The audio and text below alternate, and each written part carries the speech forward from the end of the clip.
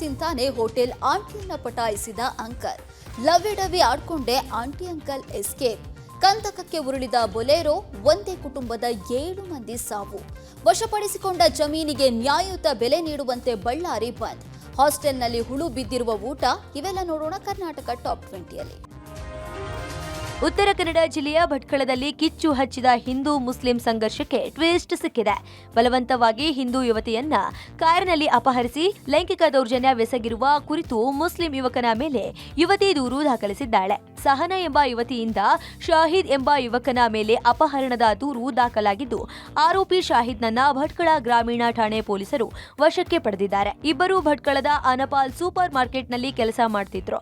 ಸಹನಾಗೆ ಪ್ರೀತಿಸುವಂತೆ ಪೀಡಿಸಿದ್ದ ಶಾಹಿದ್ ನಿನ್ನೆ ಸೂಪರ್ ಮಾರ್ಕೆಟ್ನಲ್ಲಿ ಕೆಲಸ ಮಾಡುತ್ತಿರುವಾಗ ಮಾತನಾಡುವುದಿದೆ ಎಂದು ಹೊರಗೆ ಕರೆದು ಬಲವಂತವಾಗಿ ಕಾರಿನಲ್ಲಿ ಅಪಹರಿಸಿ ಲೈಂಗಿಕ ದೌರ್ಜನ್ಯವೆಸಗಿದ ಕುರಿತು ಯುವತಿ ದೂರು ಕೊಟ್ಟ ಬೆನ್ನಲ್ಲೇ ಶಾಹಿದ್ನನ್ನ ಭಟ್ಕಳ ಗ್ರಾಮೀಣ ಠಾಣೆ ಪೊಲೀಸರು ಬಂಧಿಸಿದ್ದಾರೆ. ನಿನ್ನೆ ಯುವತಿಯನ್ನ ಕರೆದೊಯ್ಯುವ ವೇಳೆ ಹಿಂದೂ ಪರ ಕಾರ್ಯಕರ್ತರು ಕಾರನ್ನ ತಡೆದು ಇಬ್ಬರನ್ನ ಪೊಲೀಸರಿಗೆ ಒಪ್ಪಿಸಿದ್ರು. ಆದ್ರೆ ಗ್ರಾಮೀಣ ಠಾಣೆ ಪೊಲೀಸರು ಹಿಂದೂ ಮುಖಂಡರ ವಿರುದ್ಧವೇ ಪ್ರಕರಣ ದಾಖಲಿಸಿದ್ರು. ಇದನ್ನ ಖಂಡಿಸಿ ಹಿಂದೂ ಪರ ಕಾರ್ಯಕರ್ತರು ಭಟ್ಕಳ ಗ್ರಾಮೀಣ ಠಾಣೆಯಲ್ಲಿ ಪ್ರತಿಭಟನೆ ನಡೆಸಿದ್ದು ಪೊಲೀಸರ ಧೋರಣೆಯನ್ನ ಖಂಡಿಸಿದ್ರು. ಆದ್ರೆ ಇದೀಗ ಮುಸ್ಲಿಂ ಯುವಕನ ಮೇಲೆ ಅಪಹರಣ ಹಾಗೂ ಲೈಂಗಿಕ ದೌರ್ಜನ್ಯ ಪ್ರಕರಣವನ್ನ ಯುವತಿ ದಾಖಲಿಸಿದ್ದು, ಹಿಂದೂ ಪರ ಸಂಘಟನೆಯವರು ಯುವಕನ ವಿರುದ್ಧ ಲವ್ ಜಿಹಾದ್ ಆರೋಪ ಮಾಡಿದ್ದಾರೆ.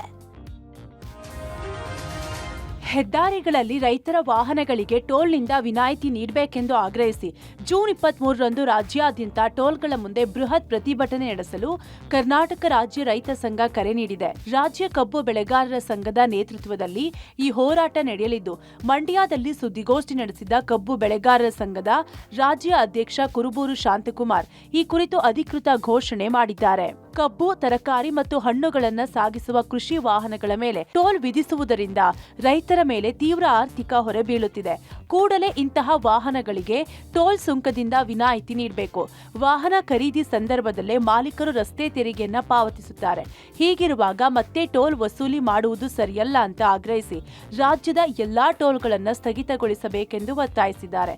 ಇನ್ನು ಪಂಜಾಬ್ನಲ್ಲಿ ಅನುಸರಿಸುತ್ತಿರುವ ಸುಂಕ ವಸೂಲಿ ಮಾದರಿಯನ್ನು ಕರ್ನಾಟಕದಲ್ಲೂ ಜಾರಿಗೆ ತರಬೇಕು ಎಂದು ರೈತ ನಾಯಕರು ಆಗ್ರಹಿಸಿದ್ದಾರೆ.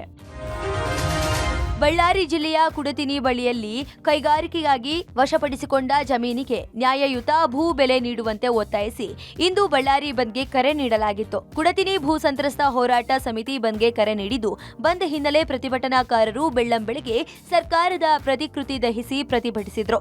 15 ವರ್ಷಗಳ ಹಿಂದೆ ಕೈಗಾರಿಕೆಗಾಗಿ ಕುಡತಿನಿ ಭಾಗದ ರೈತರ 12,770 ಎಕರೆ ಜಮೀನು ಸ್ವಾಧೀನಪಡಿಸಿಕೊಳ್ಳಲಾಗಿತ್ತು. ಕೆಐಎಡಿಬಿಯಿಂದ ಮಿತ್ತಲ್, ಎನ್ಎಂಡಿಸಿ ಹಾಗೂ ಬ್ರಹ್ಮಿಣಿ ಕೈಗಾರಿಕೆಗಳಿಗಾಗಿ ಭೂಮಿ ವಶಪಡಿಸಿಕೊಳ್ಳಲಾಗಿತ್ತು. ಆದರೆ ಇದುವರೆಗೂ ಸ್ಥಾಪನೆಯಾಗದ ಕೈಗಾರಿಕೆಗಳು, ಉದ್ಯೋಗವೂ ಇಲ್ಲದೆ ಭೂ ಸಂತ್ರಸ್ತರು ಕಂಗಾಲಾಗಿದ್ದಾರೆ. ಕೆಐಎಡಿಬಿ ಅಂತ್ಯದ ಕಡಿಮೆ ಬೆಲೆಗೆ ರೈತರ ಕೃಷಿ ಭೂಮಿ ವಶಪಡಿಸಿಕೊಂಡಿತ್ತು. ಕೈಗಾರಿಕೆಗಳು ಆರಂಭವಾಗದ ಹಿನ್ನೆಲೆ ವಶಪಡಿಸಿಕೊಂಡ ಜಮೀನನ್ನ ಜಿಂದಾಲ್ಗೆ ನೀಡಲಾಗಿದೆ. ಹೀಗಾಗಿ ನ್ಯಾಯಯುತ ಭೂ ಬೆಲೆ ನೀಡುವಂತೆ ಒತ್ತಾಯಿಸಿ ಭೂ ಸಂತ್ರಸ್ತರು ಕಳೆದ 4 ವರ್ಷಗಳಿಂದ ನಿರಂತರ ಧರಣಿ ಸತ್ಯಾಗ್ರಹ ಮಾಡುತ್ತಿದ್ದಾರೆ.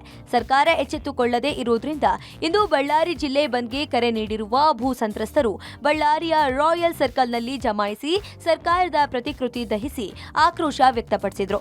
ಬಂದ್ಗೆ ಬೆಂಬಲಿಸುವ ಪ್ರತಿಭಟನಾಕಾರರು ಅಂಗಡಿ ಮುಗ್ಗಟ್ಟುಗಳ ಮಾಲೀಕರಿಗೆ ಮನವಿ ಮಾಡಿದ್ರಿಂದ ಕೆಲ ಅಂಗಡಿಗಳು ಬಂದ್ ಆಗಿದ್ವು. ಹಲವು ಸಂಘಟನೆಗಳು ಬಂದ್ಗೆ ಬೆಂಬಲ ನೀಡಿದ್ದು, ವಾಹನ ಸಂಚಾರ ಎಂದಿನಂತೆ ಸಾಗಿದ್ದು, ಬಂದ್ನ ಯಾವುದೇ ಎಫೆಕ್ಟ್ ಜನಸಾಮಾನ್ಯರ ಮೇಲೆ ಬೀರಲಿಲ್ಲ.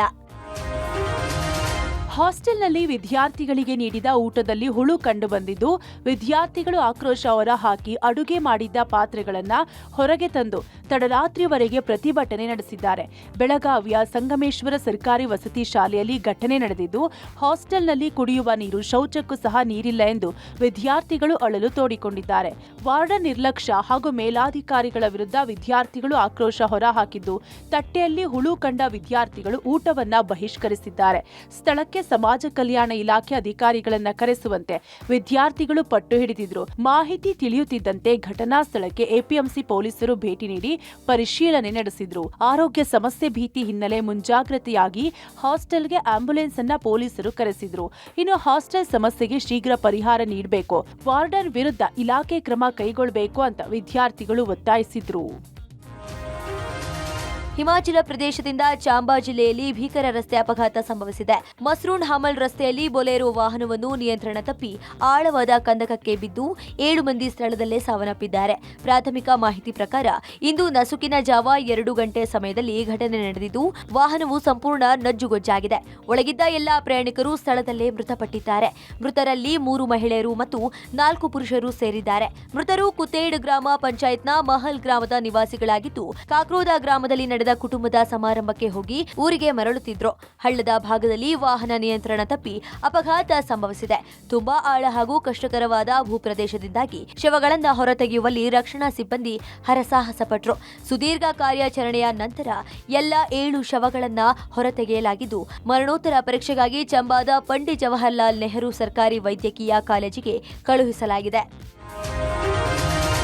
ಹೋಟೆಲ್ ಆಂಟಿ ಜೊತೆ ಅಂಕಲ್ ಎಸ್ಕೇಪ್ ಆಗಿ ಮದುವೆಯಾಗಿರುವ ಘಟನೆ ಮಂಡ್ಯ ಜಿಲ್ಲೆ ನಾಗಮಂಗಲ ತಾಲೂಕಿನ ಶಿಕಾರಿಪುರ ಗ್ರಾಮದಲ್ಲಿ ನಡೆದಿದೆ. ಹೋಟೆಲ್ ಆಂಟಿ ಪವಿತ್ರ ಹಾಗೂ ಯೇಸುದಾಸ್ ಓಡಿ ಹೋಗಿ ಮದುವೆಯಾದವರು. ಪವಿತ್ರಾಗೆ ಹಲವು ವರ್ಷಗಳ ಹಿಂದೆ ವಿಜಯ್ ಕುಮಾರ್ ಎಂಬಾತನ ಜೊತೆ ಮದುವೆಯಾಗಿತ್ತು.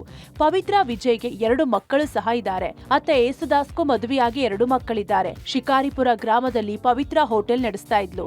ಪವಿತ್ರ ಕೊಡುವ ಊಟ ತಿಂತಾನೆ ಯೇಸುದಾಸ್ ಅವಳನ್ನ ಪಟಾಯಿಸಿಕೊಂಡಿದ್ದಾನೆ. ಲವ್ವಿ ಡವ್ವಿ ಆಡಿಕೊಂಡೇ ವಾರದ ಹಿಂದೆ ಆಂಟಿ ಅಂಕಲ್ ಎಸ್ಕೇಪ್ ಆಗಿದ್ದಾರೆ. ಕುಟುಂಬಸ್ಥರು ಇಬ್ಬರ ಹುಡುಕಾಟದಲ್ಲಿ ಇರುವಾಗಲೇ ಪ್ರೇಮಿಗಳು ತಾವು ಮದುವೆ ಆಗಿರೋದಾಗಿ ಫೋಟೋ ರಿಲೀಸ್ ಮಾಡಿದ್ದಾರೆ. ಸದ್ಯ ಪವಿತ್ರ ಪತಿ ವಿಜಯ್ ಕುಮಾರ್ ಹಾಗೂ ಯೇಸುದಾಸ್ ಪತ್ನಿ ಕೌಸಲ್ಯ ನಾಗಮಂಗಲ ಗ್ರಾಮಾಂತರ ಠಾಣೆ ಮೆಟ್ಟಿಲೇರಿದ್ದು, ಅವರವರ ಪತಿ ಪತ್ನಿ ಬೇಕು ಅಂತ ದೂರು ನೀಡಿದ್ದಾರೆ. ಅಲ್ಲದೆ ವಾಪಸ್ ಬರುವಂತೆ ಮನವಿ ಮಾಡಿಕೊಳ್ಳುತ್ತಿದ್ದಾರೆ. ಗ್ರಾಮಗಳಲ್ಲಿ ಮತದಾರರ ಸೇರ್ಪಡೆಯಲ್ಲಿ ಅಕ್ರಮ ನಡೆದಿರುವ ಅನುಮಾನ ಕೇಳಿಬಂದಿದೆ. ಬಿಎಲ್ಒಗಳಿಗಾಗಿ ಕೆಲಸ ಮಾಡಿರುವ ಅಂಗನವಾಡಿ ನೌಕರರೇ ಸ್ಫೋಟಕ ಸತ್ಯ ಬಿಚ್ಚಿಟ್ಟಿದ್ದಾರೆ. ಗ್ರಾಮಗಳಿಗೆ ಹೊಸದಾಗಿ ಬಂದಿರುವವರ ಸೇರ್ಪಡೆ ಹಾಗೂ ವರ್ಗಾವಣೆ ತಿದ್ದುಪಡಿಯಲ್ಲಿ ಲೋಪದೋಷ ಆಗಿವೆ. ಸೊಸೆಗೆ ಮಗಳ ಸ್ಥಾನ, ಮೊಮ್ಮಗಳ ಸ್ಥಾನ ಬೇಕಾಬಿಟ್ಟಿ ದಾಖಲಾತಿ ಸೃಷ್ಟಿಯ ಆರೋಪ ಕೇಳಿಬಂದಿದೆ. ಮನೆಯ ಸೊಸೆ ಮತದಾನಕ್ಕೆ ತಂದೆಯ ಮೂಲ ದಾಖಲಾತಿ ಬೇಕಾಗುತ್ತದೆ. ಆದರೆ ಕೆಲವೊಮ್ಮೆ ದಾಖಲಾತಿ ಸಿಗದೇ ಇದ್ದಾಗ ಸುಳ್ಳು ದಾಖಲೆ ಸೃಷ್ಟಿಸಿ ಸುಳ್ಳು ಸಂಬಂಧ ಸೃಷ್ಟಿ ಮಾಡಿದ್ದಾರೆ. ಅಧಿಕಾರಿಗಳ ಸೂಚನೆಯ ಮೇರೆಗೆ ದಾಖಲೆ ಸೃಷ್ಟಿಸಿದ್ದೇವೆ ಅಂತ ಅಂಗನವಾಡಿ ನೌಕರರು ತಪ್ಪೊಪ್ಪಿಕೊಂಡಿದ್ದಾರೆ. ಇದಕ್ಕೆ ಹಿರಿಯ ಅಧಿಕಾರಿಗಳೇ ಹೊಣೆ ಅಂತ ಅಂಗನವಾಡಿ ನೌಕರರು ಆರೋಪಿಸಿದ್ದಾರೆ.